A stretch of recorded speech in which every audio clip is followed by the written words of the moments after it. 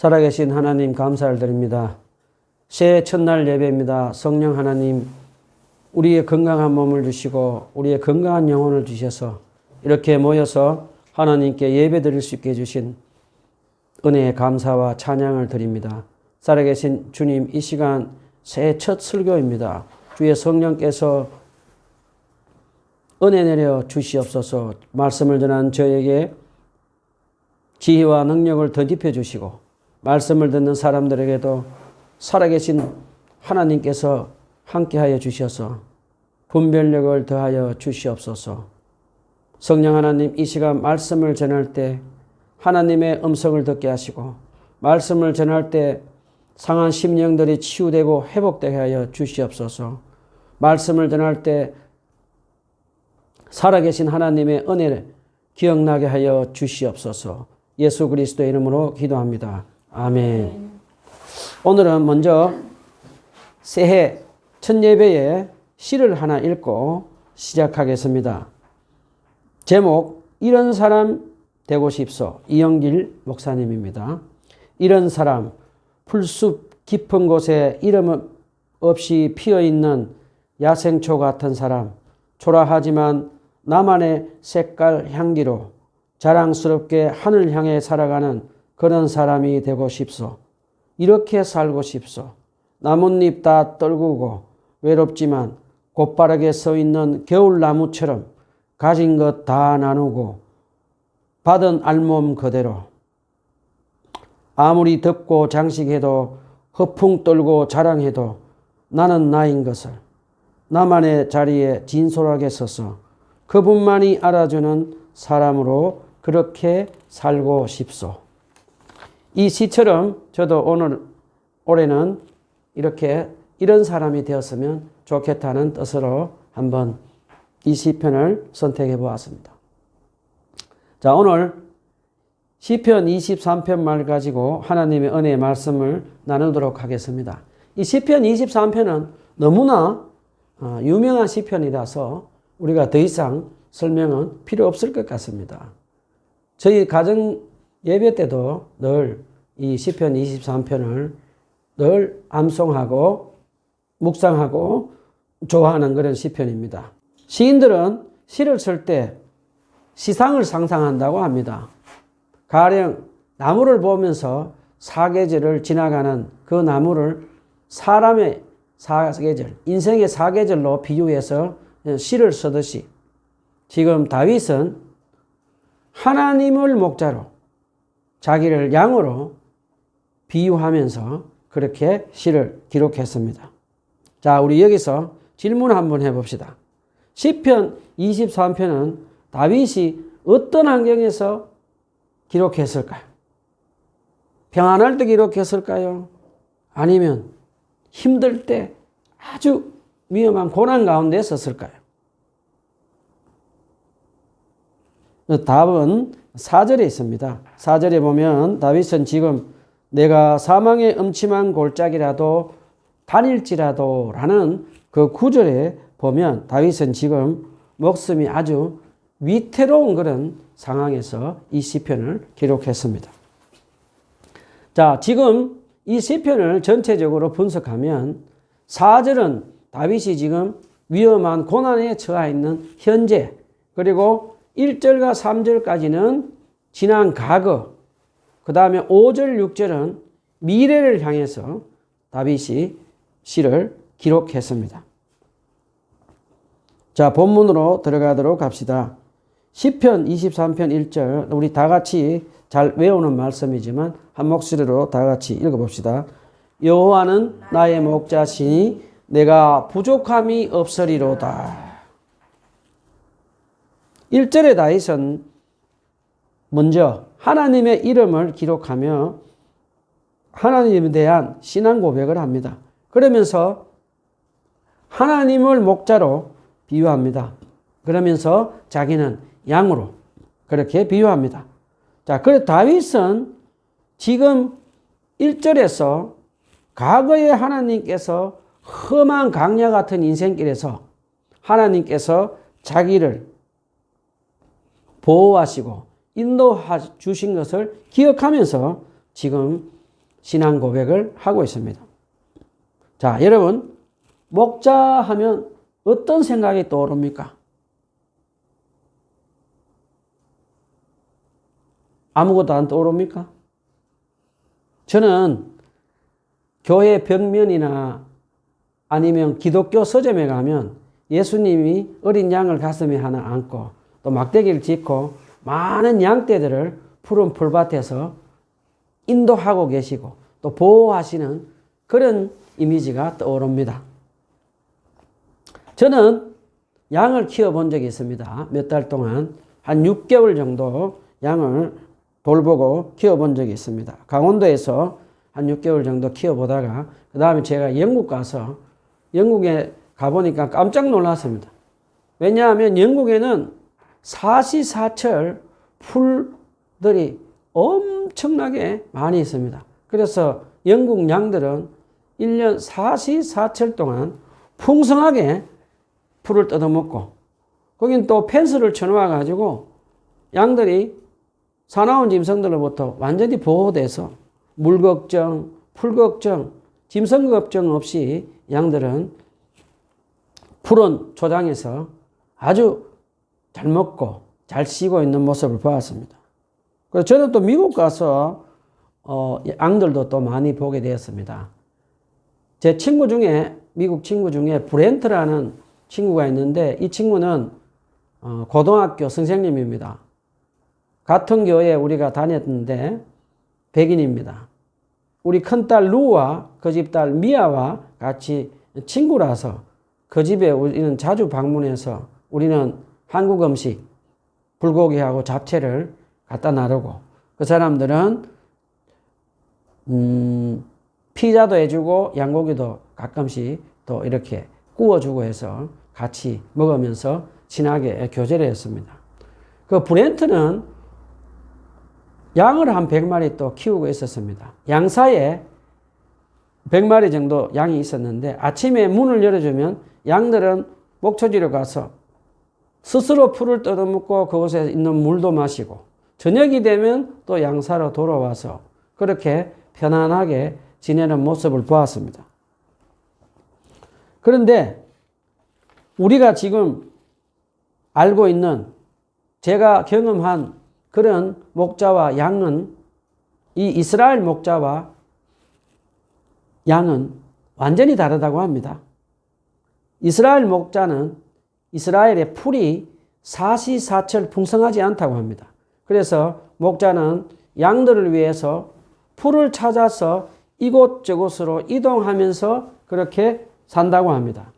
또 그리고 물이 풍성하지 않아서 또 물 있는 곳을 찾아서 이 목자는 양들에게 물도 먹여야 합니다. 그런데 이스라엘에 더욱더 특이한 것은 이스라엘 광야에는 사자나 곰 그런 같은 사나운 짐승들이 많이 있다고 합니다. 그래서 이 목자는 양떼들을 보호하기 위해서 밤이나 낮이나 늘 그 양떼들을 보호하기 위해서 짐승들과 싸움도 하면서 지키고 보호한다고 합니다. 자, 이스라엘 사람들에게는 그 목자라는 이미지는 아주 가까이 친근감이 있는 그런 이미지입니다. 왜냐하면 우리가 잘 아는 대로 믿음의 조상인 아브라함, 이삭, 야곱은 목자 출신입니다. 특별히 야곱은 이집트 바로 왕 앞에 가서 당신 직업이 뭐냐라고 했을 때 저는 목자입니다 라고 했습니다. 그래서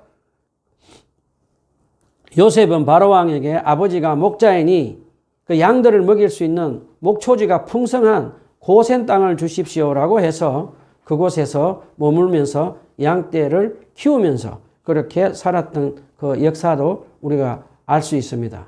그리고 난 후에 이스라엘 백성들 그 후예들도 이 하나님을 자기들의 목자로 표현한 것이 있습니다. 시편 80편 1절에 보면 요셉을 양떼같이 인도하시는 이스라엘의 목자여 귀를 기울이소서라고 표현한 것을 보면 이스라엘 사람들의 속에 목자라는 이미지는 아주 친근한 비유입니다. 자, 이스라엘 사람들 속에 생각 속에는 하나님은 자기들을 보호하는 목자이고 자기들은 양떼 같은 존재라고 늘 생각하면서 목자이신 하나님이 자기들을 모든 위험한 상황에서 고난에서 인도하시고 보호해 주시고 또 풀과 물을 마시는 그런 인자한 하나님의 모습으로 그렇게 그 사람들은 생각하고 표현했습니다. 자, 팔레스타인 유목민들이 사용하는 이 목자라는 표현을 다윗은 자기가 경험한 목자 생활을 바탕으로 시편 23편에 목자라는 표현을 발전시키고 적용했던 것 같습니다. 자, 그 다음에 1절 마지막 부분에 다윗은 내가 부족함이 없노라 라고 기록했습니다. 구약 성경에 보면 다윗처럼 내가 부족함이 없노라 라고 하는 이 표현을 한 사람이 또 있습니다. 바로 모세입니다. 모세는 신명기 2장 7절에 보면 모세가 이스라엘 백성들에게 긴 설교를 하면서 이렇게 말을 합니다. 모세는 이스라엘 백성들에게 하나님께서 40년 동안 광야에서 이스라엘 백성들에게 함께 하시며 이스라엘 백성들에게 필요한 것들을 충분히 공급해 주었다고 합니다. 그래서 내게 부족함이 없으리로다 라고 했습니다. 본문 시편 23편 2절에 다 같이 읽읍시다. 시작. 그가 나를 푸른 풀밭에 누이시며 실만한 물가로 인도하시는도다. 우리가 잘 아는 대로 다윗은 10년 동안 사울왕에게 쫓겨 도망다녔습니다. 사울왕은 다윗하고 어떤 관계입니까? 사울왕과 다윗의 관계는 어떤 관계죠? 다윗은 사울의 사위입니다. 그리고 사울왕은 다윗의 장인이죠. 그 장인이 사위를 시기 질투해서 10년 동안 잡아서 죽이려고 했습니다. 시기가 질투가 얼마나 무서운지 우리는 이 장면에서 배울 수 있습니다. 그때 다윗은 10년 동안 장인 사울왕을 피해서 이 강야로 저 강야로 이 나라 저 나라로 도망다니면서 먹을 것이 없어서 마치 난민처럼 구걸해서 음식을 얻어먹듯이 힘들어할 때 그때 하나님은 목자 대신 하나님은 다윗에게 먹을 것과 쉴 곳을 충분히 공급해 주셨습니다. 다음 23편 3절 우리 다 같이 읽어봅시다. 본문 23편 3절 다 같이 읽읍시다. 시작. 내 영혼을 소생시키시고 자기 이름을 위하여 의의 길로 인도하시는도다라고 고백을 합니다. 자, 사무엘상 23편 15절에서 18절에 보면 다윗은 광야에 도망을 다닐 때 십광야에 있었습니다. 십광야 시절에는 이제 다윗의 그 광야 도망자 생활이 거의 끝나갈 때쯤이었습니다. 그때 다윗은 사울왕이 정예병 3,000명을 데리고 매일매일 다윗을 잡으러 오니까 잠도 자지 못하고 밥도 제대로 먹지 못하면서 이제 완전히 탈진돼 버렸습니다. 번아웃 돼 버렸습니다. 그때 다윗은 번아웃 되고 탈진되면서 하나님이 자기를 이스라엘의 두 번째 왕으로 삼아 주신다는 그 약속의 말씀을 완전히 잊어버리고 믿음을 잃어버렸습니다.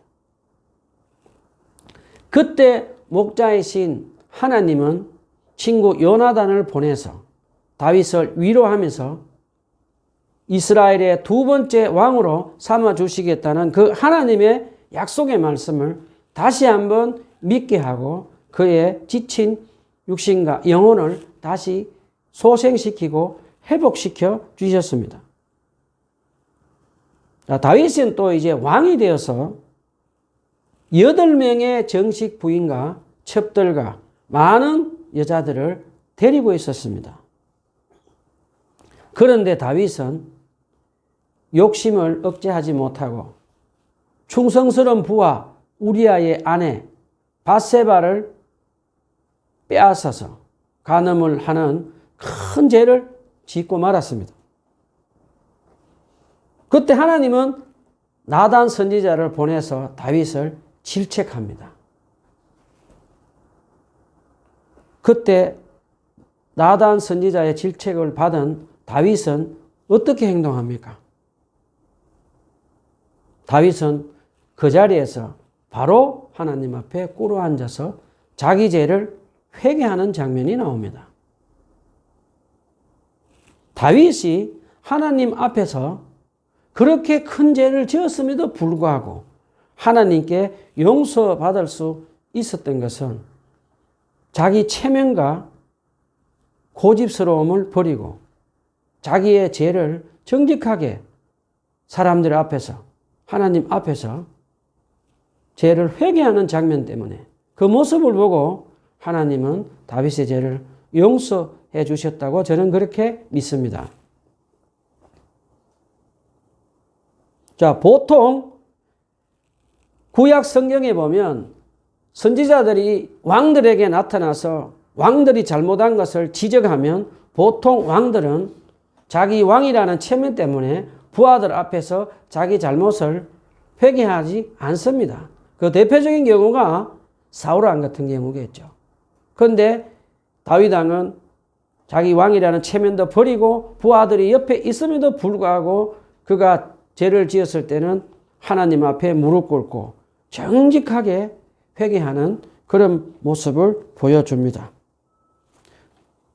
자, 그러면 왕인 자기 체면을 생각하지 않고 부하들 앞에서 하나님 앞에서 꿇어 엎드려 죄를 회개하는 다윗을 하나님은 어떻게 했습니까? 하나님은 양같은 다윗을 용서해 주셨습니다. 그리고 하나님은 자기의 영광을 위하여 다윗의 영혼을 소생시키고 회복시켜 주셨습니다. 자, 이 부분에서 우리는 목자이신 하나님은 얼마나 인자하신 분인가 우리가 보여줍니다. 다윗은 시편 23편 4절 우리 다 같이 한번 읽어봅시다. 시편 23편 4절 다 같이 읽읍시다. 시작. 내가 사망의 음침한 골짜기를 다닐지라도 해를 두려워하지 않는 것은 주께서 나와 함께 하십니다. 주의 지팡이와 막대기가 나를 안위하십니다. 자, 지금 다윗은 누구에게 쫓겨서 지금 사망의 음침한 골짜기로 다녔을까요? 저는 지금 다윗이 아들 압살롬에게 피해서 광야로 도망가면서 지은 시라고 믿습니다. 다윗은 지금 그의 인생에서 가장 큰 위기와 고난을 맞이했습니다. 왜냐하면 아들 압살롬과 온 이스라엘 백성들 그리고 수많은 부하들이 다 다윗을 배신하고 이제 다윗을 죽이려고 합니다. 그때 다윗의 심정은 어땠을까요? 한번 생각해 보십시오. 온 이스라엘 백성들이 아들 압살롬 편에 들고 부하들도 다 배신하고 소수의 사람만 지금 다윗을 따라가고 있습니다. 그때 다윗의 심정은 어땠을까요? 다윗은 아마도 지붕 위에 홀로 앉아있는 참새 같은 외로운 그런 심정이었을 것입니다. 자, 여기서 우리는 다윗이 광야로 도망을 가면서 특별한 세 가지 행동을 다윗이 보여줍니다. 우리 한번 알아봅시다. 첫 번째는 다윗 왕은 광야로 도망을 가면서 사독과 아비아달 제사장들과 레위인들이 다윗의 법궤를 들고 광야에 찾아옵니다. 그때 다윗은 제사장들이 들고 온 하나님 법궤를 다시 예루살렘으로 돌려보냅니다. 그러면서 다윗은 이렇게 말을 합니다.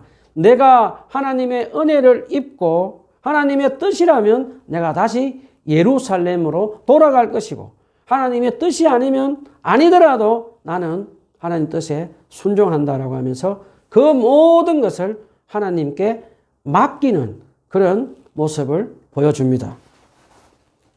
그 다음에 두 번째는 다윗 왕은 도망을 가면서 강야로 깊은 곳으로 들어가면서 자기 머리카락을 풀어 헤치고 자기 얼굴 앞으로 가리고 눈물 뿌리면서 하나님께 회개하는 그런 기도의 모습을 보여줍니다. 이 모든 고난과 고통의 원인은 자기 자신에게 있다라고 하면서 자기 죄를 하나님 앞에 회개하면서 눈물 뿌리면서 기도하면서 갑니다. 그러면서 하나님은 겸손하게 기도하면서 하나님께 간절하게 한 가지 기도 부탁을 합니다. 그것은 뭔가 하면 이스라엘 최고의 책략가인 아히도벨이라는 천재적인 지략가의 지략을 막아달라고 기도합니다. 아히도벨은 전 이스라엘이 인정하는 모략가입니다. 책략가인데 다윗 왕을 배신하고 아들 압살롬 편에 가서 지금 다윗을 죽이려는 책략을 꾸밉니다. 그것을 알고 다윗은 하나님께 아히도벨의 책략을 막아주소서라고 하나님께 기도하면서 광야로 들어갑니다.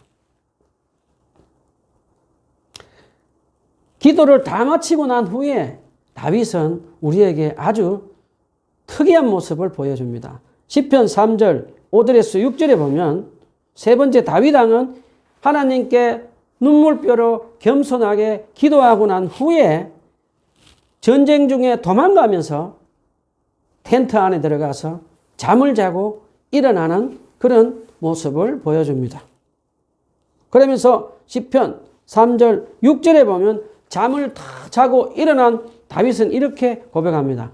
천만인이 나를 둘러싸고 애워싸도 나는 두려워하지 않는다라고 그렇게 말을 합니다. 엄청난 신앙의 고백입니다. 왜 이런 신앙 고백을 할 수 있었을까요? 다윗은 수많은 세월 동안 하나님이 자기와 함께 하시면 모든 것은 해결된다는 것을 다윗은 알고 있었습니다. 전쟁은 사람들 병사의 수와 그 말의 숫자가 아니라 하나님의 능력이 하나님의 손에 있다는 것을 다윗은 경험했기 때문입니다. 그리고 사람의 생사 문제, 살고 죽는 것도 하나님 손에 있다는 것을 다윗은 알고 있었기 때문에 그 전쟁 중에 도망가는 와중에도 하나님께 모든 것을 맡기고 잠을 자고 일어나서 나는 두렵지 않다라고 그렇게 고백할 수 있었던 것입니다. 자, 이렇게 강야에 도망가면서 하나님께 겸손하게 눈물 뿌려 기도했던 다윗에게 목자이신 하나님은 어떻게 했습니까? 아히도벨의 책략을 막아주시고 전쟁을 승리하게 하셔서 다윗을 다시 예루살렘 궁전으로 돌아오게 해서 이스라엘의 왕자리를 계속 이어나가게 해주셨습니다. 자, 그러면 우리 여기서 다윗이 언제 여호와 하나님을 믿고 주께서 나와 함께 하심이라 라고 나는 경험을 하게 됐을까? 우리 한번 알아봅시다. 구약 성경에 보면은 대부분 이스라엘의 왕들은 어머니들 이름이 성경책에 기록되어 있습니다. 그런데 유일하게 다윗 왕의 어머니 이름은 기록되어 있지 않습니다. 그런데 어머니의 이름은 기록되어 있지 않지만 다윗이 얼마나 어머니를 사랑하고 어머니에게 신앙을 물려받은 것을 우리가 알 수 있는 성경 구절들이 있습니다. 한번 알아봅시다. 시편 22편 9절 10절 다 같이 봅시다. 시편 22편 9절에서 10절 한번 다 같이 한번 읽어봅시다. 시편 22편 9절 10절입니다. 시작. 오직 주께서 나를 모태에서 나오게 하시고 내 어머니 젖을 먹을 때 의지하게 하셨나이다. 내가 날 때부터 주께 맡긴 바 되었고 모태에서 나올 때부터 주는 나의 하나님이시나이다.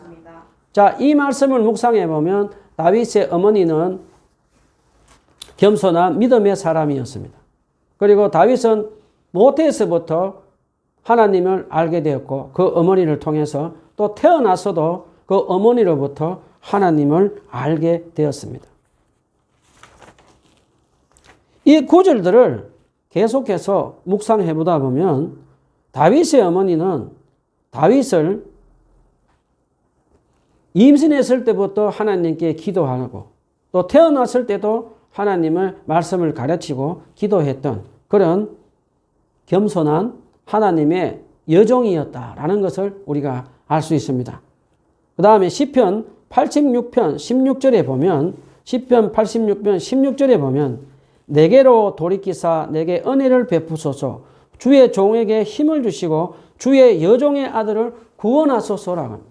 다윗이 표현한 이 말 중에 주의 여종이라는 말을 가만히 묵상해 보면 다윗의 어머니는 얼마나 하나님 앞에서 신실하고 겸손한 그런 신앙을 가진 사람인 것을 알 수 있고 또한 다윗은 그 어머니로부터 하나님을 신앙을 배우고 하나님과 함께 살아가는 그런 법을 배우면서 다윗은 어머니로부터 신앙을 배우고 물려받은 것을 우리가 알 수 있습니다.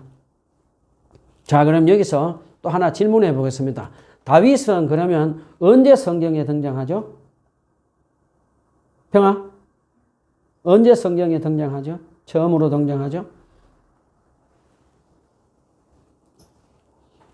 사무엘상 16장 11절에 보면 사무엘 선지자가 베들레헴 2세 집을 방문할 때 그때 다윗이 처음으로 등장합니다.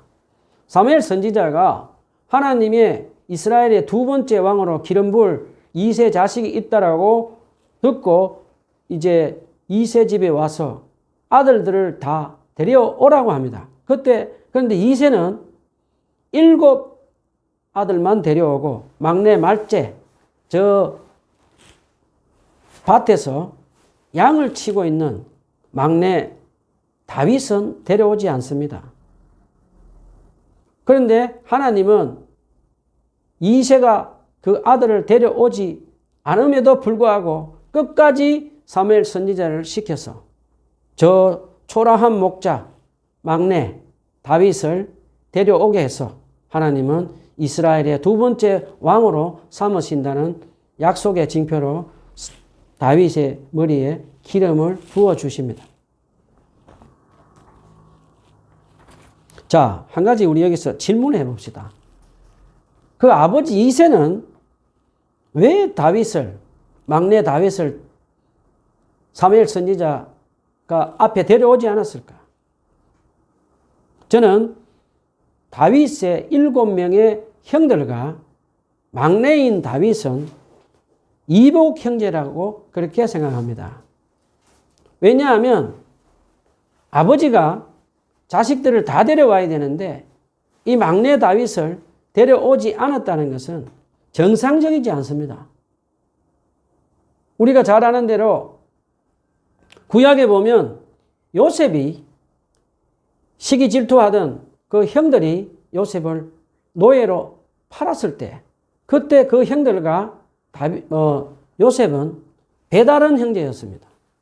저는 이 다윗도 그 7 형들과 배가 다른 이복 형제였다라고 그렇게 생각합니다. 다윗의 어머니는 아마도 아주 낮은 신분의 그런 신분이었을 거고 지금으로 말하면 세컨더였을 것입니다. 그래서 다윗의 아버지 이새는 태어날 때부터 이 다윗을 탐탁지 않게 여기고 업신여기고 왕따를 시켰습니다.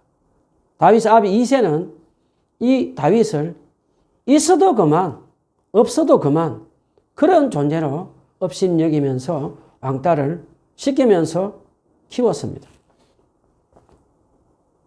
자, 그리고 난 후에 우리가 성경을 또 보면 다윗의 어머니는 다윗의 옆에 소년 시절에 없는 것도 우리가 볼 수 있습니다. 그렇다면 다윗의 어머니는 일찍 죽은 것 같습니다. 그래서 어린 꼬마 다윗은 어머니를 잃고 혼자서 저 광야에서 어린 양떼들을 돌보면서 외롭게 살았습니다. 그 외롭게 살 때 다윗은 무엇을 했을까? 한번 생각해 봅시다. 어린 꼬마 다윗은 어머니로부터 물려받은 신앙, 하나님의 말씀을 묵상하고 기도하고 하나님께 찬양하며 하나님과 친밀한 교제를 하며 하나님만 바라보면서 사는 그런 신앙의 훈련을 했습니다. 그리고 어린 꼬마 다윗은 소년 다윗으로 성장하면서 하나님이 자기와 함께 하시는 그 믿음으로 하나님의 능력으로 자기 양떼들을 공격하는 사자와 곰들, 늑대들을 물맷돌로 쓰러뜨리는 그런 연습과 경험을 하면서 지냈습니다. 자, 우리 여기서 또 하나 질문을 해봅시다. 하나님이 다윗과 함께 한다는 사실을 이스라엘 사람들은 어떻게 알게 되었을까? 하나님이 다윗과 함께 한다는 사실을 이스라엘 사람들은 어떻게 알게 되었을까? 그것은 바로 이스라엘이 블레셋군과 전쟁을 할 때입니다. 전쟁터에 나온 다윗은 하나님을 모독하는 블레셋의 거인 골리앗을 이제 전투하려고 결심을 합니다. 그래서 다윗은 사울 왕에게 찾아가서 내가 저 거인 골리앗을 쓰러뜨리겠다라고 했을 때 소년인 다윗이 아직까지 그런 전쟁을 할 수 있는 사람으로 아닌 것을 보고 사울 왕이 말립니다. 그런데도 불구하고 다윗은 하나님을 모독하는 거인 골리앗을 쓰러뜨려야 된다라고 하면서 사울 왕을 설득해서 이제 전쟁을 허락받고 다윗은 시냇가에 가서 물맷돌을 가지려고 합니다. 그러면 시냇가에 가서 물맷돌을 5개를 고르면서 다윗은 무엇을 했을까요? 유진 피터슨 목사님이 쓴 책에 보면 다윗 현실에 뿌리 박은 영성이라는 책에서 이 장면을 이렇게 기록합니다. 저도 목사님 유진 피터슨 목사님의 말씀에 동의합니다. 사무엘상 17장 40절에 보면 다윗은 시냇가에 가서 물맷돌 5개를 고를 때 무릎 꿇고 하나님께 기도했다라고 그렇게 말씀하십니다. 다윗은 꼬마 때부터 소년이 될 때까지 늘 양들을 돌보면서 곰과 사자를 물리칠 때 하나님이 자기와 함께 한다는 믿음으로 하나님의 능력으로 사나운 짐승들을 쓰러뜨렸듯이 이제 거인 골리앗을 쓰러뜨립니다. 시편 23편 5절 6절 다 같이 한번 읽어봅시다. 시편 23편 5절 6절 다 같이 읽어봅시다. 시작. 주께서 내 원수의 목전에서 내게 상을 차려주시고 기름을 내 머리에 부으셨으니 내 잔이 넘치나이다. 내 평생의 선하심과 인자하심이 반드시 나를 따르니 내가 여호와의 집에 영원히 거하리로다. 아멘. 하나님은 보잘것없는 목자 출신 다윗에게 은혜를 베푸셔서 이스라엘의 2번째 왕으로 삼아주셨습니다. 사실 다윗은 혈통적으로는 모압의 피가 흐르는 그런 이스라엘의 순수한 혈통도 아니었습니다. 그럼에도 불구하고 하나님은 다윗을 이스라엘 왕으로 삼아주셨습니다. 목자 대신 하나님은 다윗이 보잘것없는 목자 출신임에도 불구하고 그 목자 생활할 때도 목자 대신 하나님은 함께하여 주시고 광야에서 도망을 다닐 때도 하나님은 목자 되어 주셨습니다. 그리고 왕이 되었을 때도 길을 잃고 죄를 짓고 잘못했을 때도 인자하신 하나님은 다윗의 죄를 용서하시면서 다윗을 평생 동안 고난 가운데서 인도하시고 보호해 주시며 사랑해 주셨습니다. 자, 저는 신앙생활 하면서 23년 동안 신앙생활 하면서 제가 살아오면서 고난 받을 때마다 힘들 때마다 기록해 놓은 영적 노트가 있습니다. 그 영적 노트에는 하나님께 기도하고 쓴 시들이 기록되어 있습니다. 23년 전에 저는 예수님을 믿고 성령으로 거듭나서 하나님께 헌신하는 그런 기도 시가 한 편이 있습니다. 한번 읽어보겠습니다. 1998년도에 제가 쓴 시입니다. 길 잃은 양을 찾고 계시는 우리의 목자 되신 예수님, 잃어버린 영혼을 찾고 계시는 주님, 길 잃은 영혼과 암흑에 헤매이는 불쌍한 영혼들을 주님께 인도하는 주님의 도구로 서 주소서. 주님께 모든 영광을 돌리고 감사하는 겸손한 도구로 서 주소서. 저는 주님의 은혜로 초등학교 졸업장밖에 없는 저를 주님의 은혜로 영국 가서 미국 가서 신학 공부를 하도록 해 주셨습니다. 저는 미국에서 살면서 힘든 고난 중에 시를 적고 기도한 것도 있습니다. 그 중에서 제가 영국에서 신학 공부를 마치고 이제 시험도 다 패스하고 500만 원 마지막 남긴 기숙사비 500만 원을 구하지 못해서 저는 한국에 다시 돌아왔습니다. 그때 저는 믿음이 많이 흔들리고 저의 그 소명, 제가 부르심이 잘못된가 아니면 내가 이 길을 포기해야 되는가 놓고 막 믿음이 흔들리고 있었을 때입니다. 그때 2006년도에 제가 쓴 기도시입니다. 기다림이란 기다리고 기다리는 것이다. 봄눈이 녹아 땅속에서 새싹이 나도록 기다리듯이 불가마 도가자기로 만들어질 때까지 불가마 앞에서 기다리는 도공처럼 주님은 나를 기다리고 있다. 주님은 나에게 기다림이 무엇인지 알기를 기다리고 있다. 기다림은 포기가 아니라 잠시 쉬는 것이라고. 주님은 영국에서 공부하면서 탈진한 제 영혼과 몸을 2년 동안 안식을 하게 하시고 그 다음에 이제 500만 원 재정을 마련해 주셔서 졸업도 하고 다시 미국으로 가서 공부할 수 있도록 하나님은 저를 인도해 주셨습니다. 저는 또 한국에 돌아와서 제 아내의 질병 때문에 고난을 받을 때도 기도하며 하나님께 시로 적어놓은 그런 영적 노트도 지금 제가 가지고 있습니다.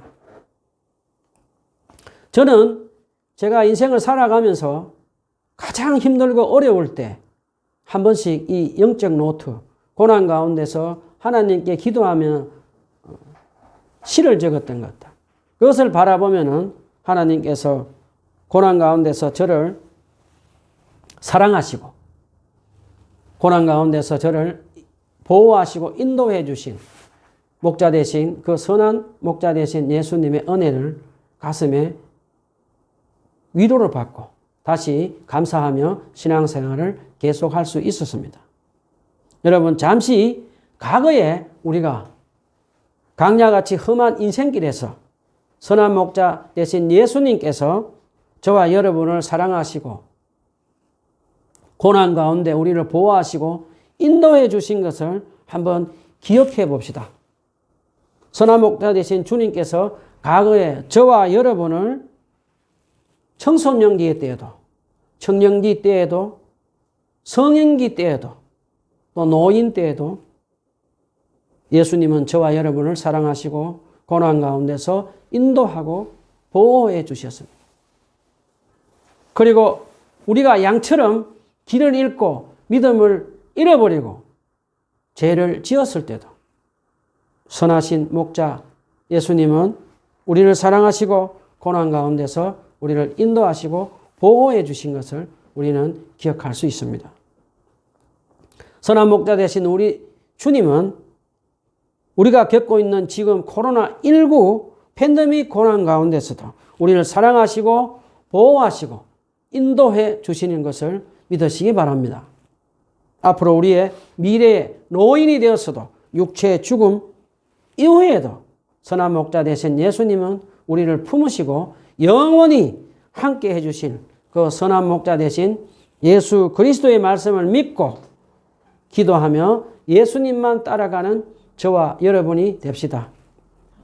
그리고 우리의 삶을 풍성하게 해주신 예수님 앞에서 우리도 다윗처럼 내 잔이 넘치나이다 라고 고백하는 저와 여러분이 되시기를 간절히 부탁드립니다.